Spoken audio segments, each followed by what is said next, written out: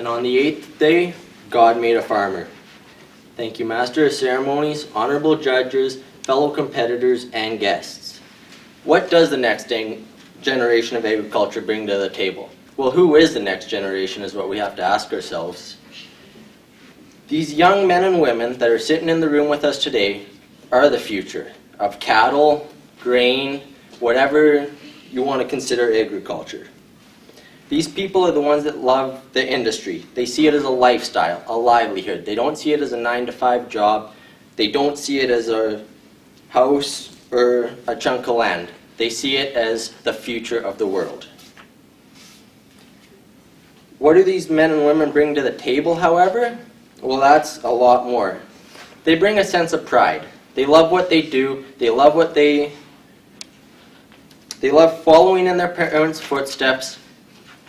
They love educating the non-farmers about how environmentally friendly we are, how we raise our cattle, how we get GMOs to the marketplace, all of this.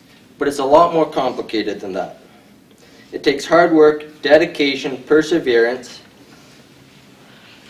The next generation has to show through hard work, such as working till 2 in the morning, getting up at 6 to feed cattle, go to school, come back just to get on the combine again and run till 3 in the morning because the grain's still not tough. They have to learn they have to be dedicated to their cause.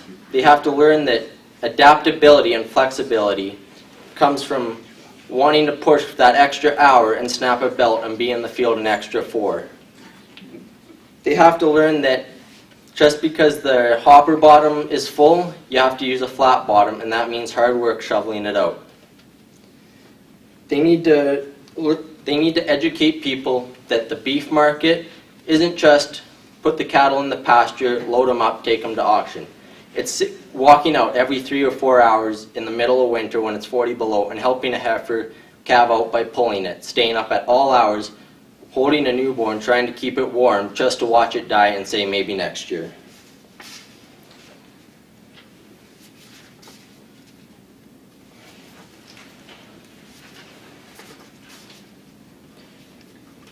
And with education in agriculture is another thing that the young men and women in this room have presented and are showing us today. They are showing that education through showing society exactly what a GMO is, how it benefits us. They are showing us how we can communicate with others and using programs such as 4-H, Alberta Young Speakers for Agriculture, Ag More Than Ever, Ag for Life, their own schools, their own communities. Anything where they have a platform and an audience they're willing to present. These young men and women also are bringing forward the traditional ways, such as maximum tillage with new technology, so that they can get that field done in half the amount of time and use less seed when they're seeding through GPS.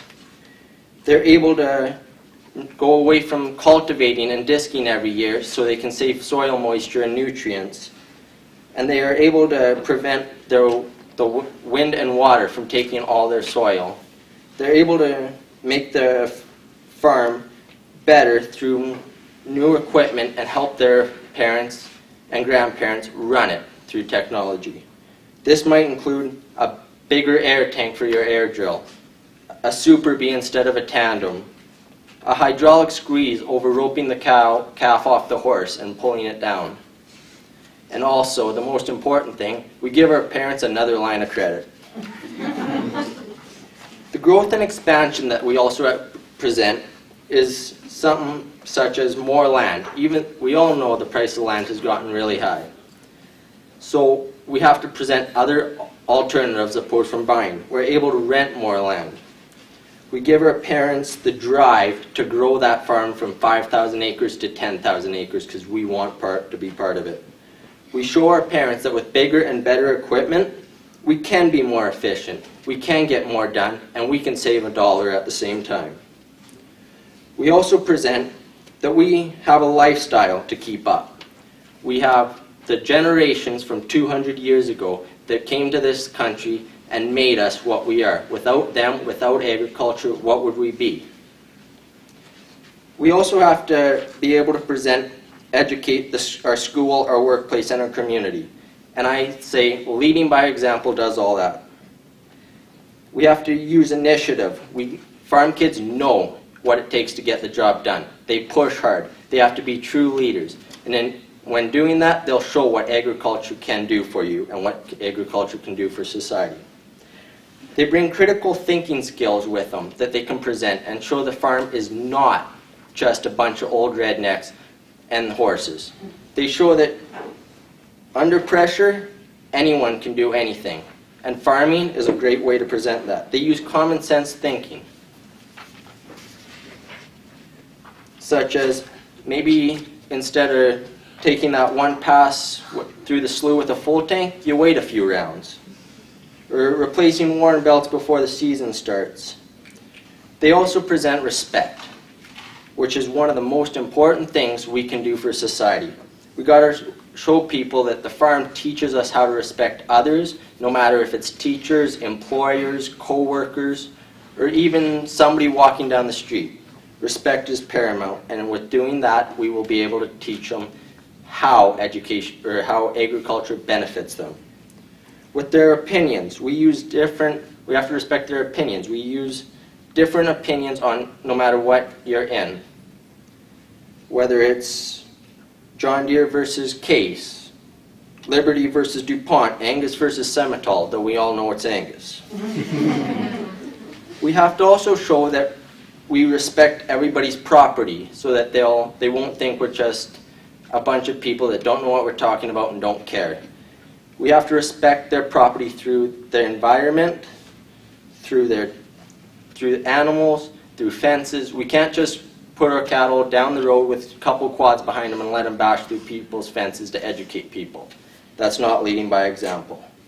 But most importantly, we need to be able to respect ourselves and conduct ourselves in a professional manner so that people will take us serious.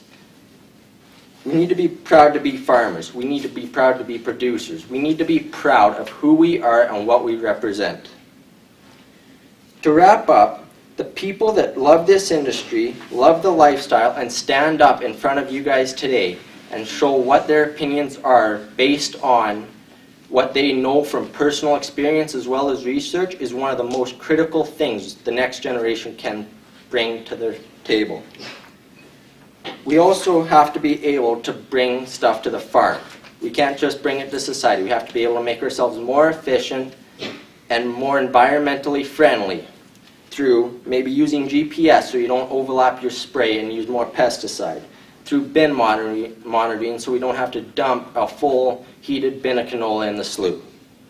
We also need to be able to show through growth and expansion of livestock and land that can benefit society in a way that'll feed them forever.